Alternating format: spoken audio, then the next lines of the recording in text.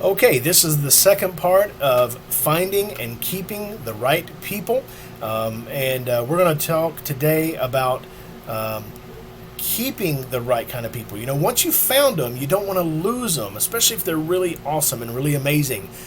Sometimes, unfortunately, our employees can find better benefits and better pay through bigger companies and such, and we just simply can't compete. That's understandable. Stinks when it happens, but there's not really much you can do about that. But the good employees, if you don't continually invest in them, if they're not compensated fairly for the value that they bring to your clinic, if you're not building them up and leading them effectively, then you're going to drive them away. And we don't want to do that.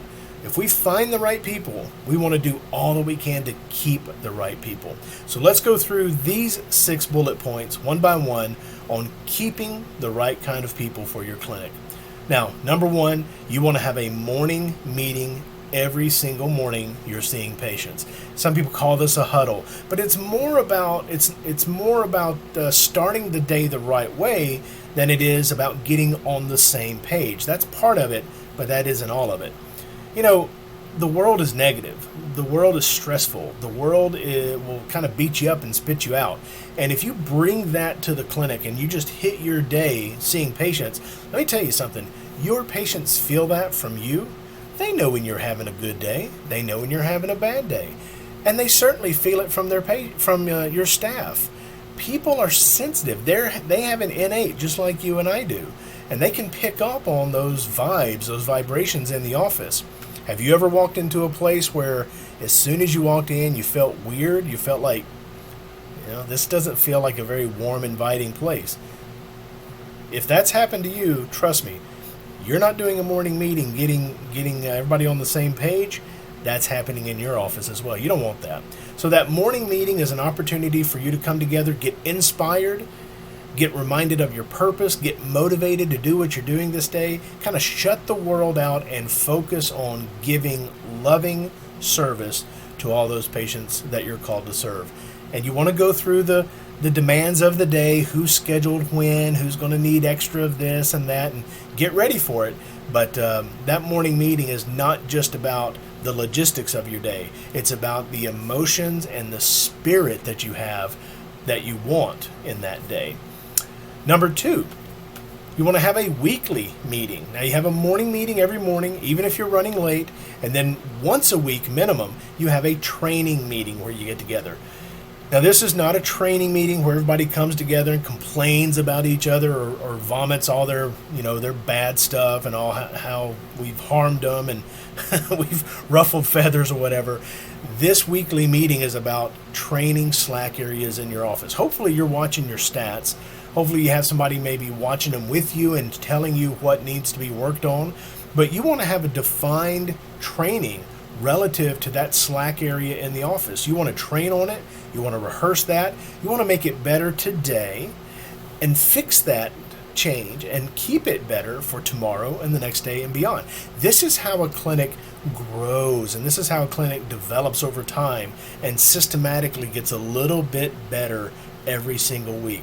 If you did this approach and you were successful at fixing a problem and then keeping that fixed, then over the course of your year, you've got about 50 things that you've corrected in your clinic. How could your clinic not be stronger and better after that period of time? Of course it's going to be. So you want to invest in your team by having that weekly training meeting. Now, one tidbit of information that you may not be thinking about. This is a great, this is a great opportunity to talk about the cases that you're working with. You see those staff members, they're at the front desk or they're stuck in the therapy area or the rest area, and they know the patients, they see them getting better, but they don't know the ins and outs of that case. You as the doctor know the ins and outs of that case. Give a case study every single week that will tell your team, this is what we're doing as a team. This is what we're accomplishing. This is why the community needs to be at this office. So number 1, we have a morning meeting every single morning. Number 2, we have a weekly training meeting where we are actually training and working and investing in our team and our procedures and our policies. Number 3, get your people to training venues. If you have a management system that you like and you're invested in it, get your team to that management team or to that management company's seminars. Get them to those boot camps. Go shadow other offices that you'd like to emulate.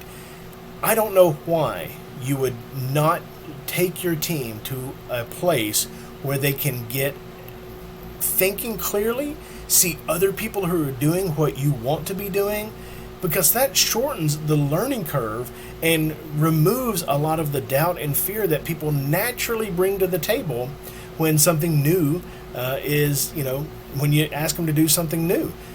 This is a great training tool, and it's a very underutilized training tool for your team.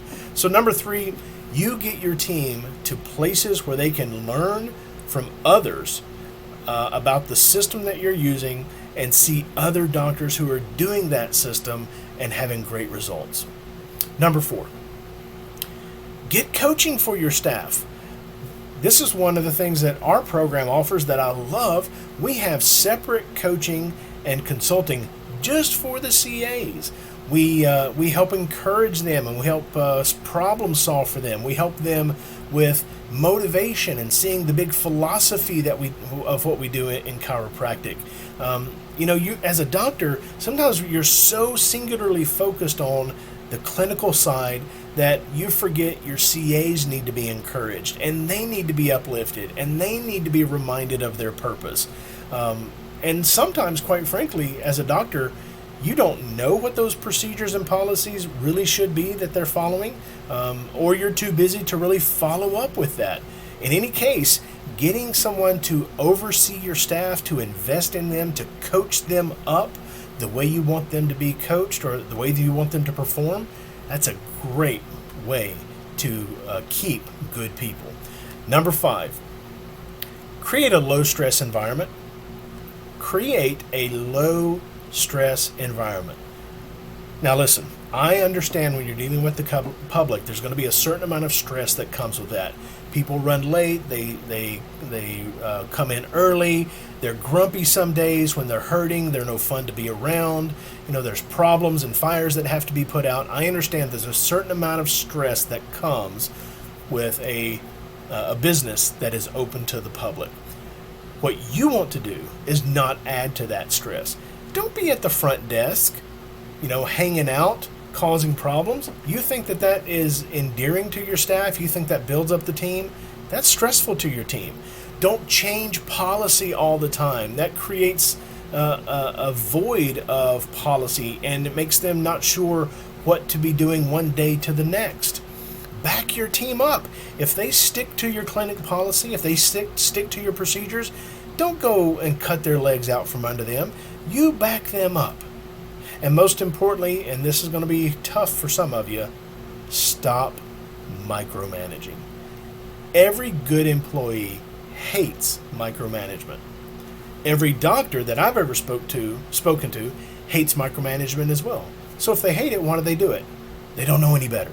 It's the only way that they have found to regulate their anxiety and their fear and all their concern inside, but they hate it. They don't like doing it. They just don't know what else to do. If you're a micromanager and a chronic micromanager, it will be almost impossible to keep really good quality people in your clinic. Good quality people don't like to be micromanaged, and they will find a place to work where they don't get micromanaged. If you feel like you micromanage people, you probably do. If you don't feel like you micromanage people, you probably do. So learn how to lead people, learn how to delegate, train them to excel at their job, and then follow up without getting into their business day to day and micromanaging.